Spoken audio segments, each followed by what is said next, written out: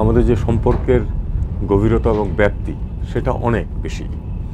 আমাদের প্রায় প্রতিটি ক্ষেত্রে চীনের সাথে সহযোগিতা এবং সম্পর্ক আছে। তো আমাদের সম্পর্কের সব দিক নিয়েই আমরা আলাপ আলোচনা করেছি। তবে ধরুন বাণিজ্য, প্রকল্প, উন্নয়ন প্রকল্প, বিনিয়োগ, এই জিনিসগুলো প্রাধান্য পেয়েছে। রাজনৈতিক কিছু বিষয়াদিতেও আমরা আলাপ আলোচনা করেছি।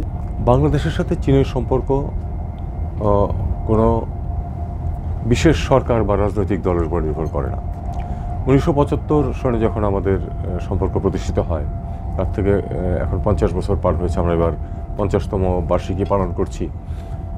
আমাদের সরকার অনেকবার পরিবর্তন হয়েছে, আমাদের সরকারের ধরন পরিবর্তন হয়েছে, কিন্তু কখনোই চীনের সাথে সম্পর্ক কোনো সমস্যার সম্মুখীন হয় নাই।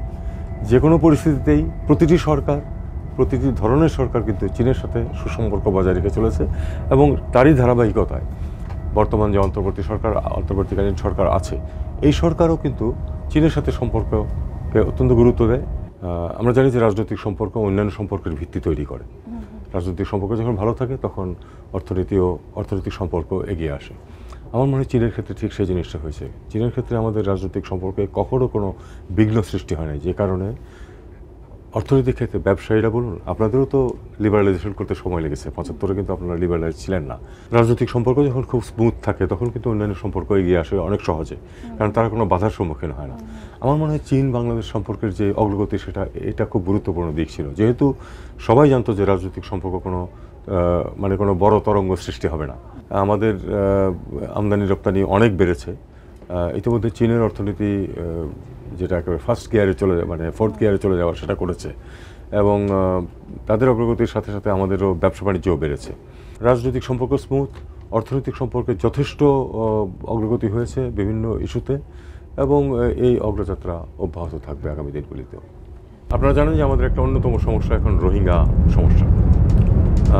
12 লক্ষ মানুষ, 1.2 মিলিয়ন,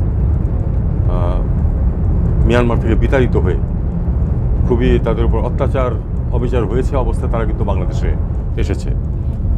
আমরা চেষ্টা করছি যে তাদেরকে অবশ্যই তাদের নিজেদের দেশে ফেরত যেতে হবে, কিন্তু ফেরত যেতে গেলে সেখানে একটা পরিবেশ সৃষ্টি হতে হবে যে সেখানে গেলে তাদের নিরাপত্তা বিঘ্নিত হবে না।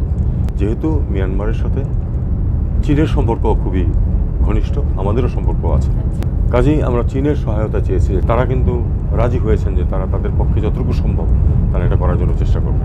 আমি মনে করি যে এগুলি প্রত্যেকটি বিষয়েই আমাদের সার্বিক সম্পর্কের উপর প্রতিফলিত হবে।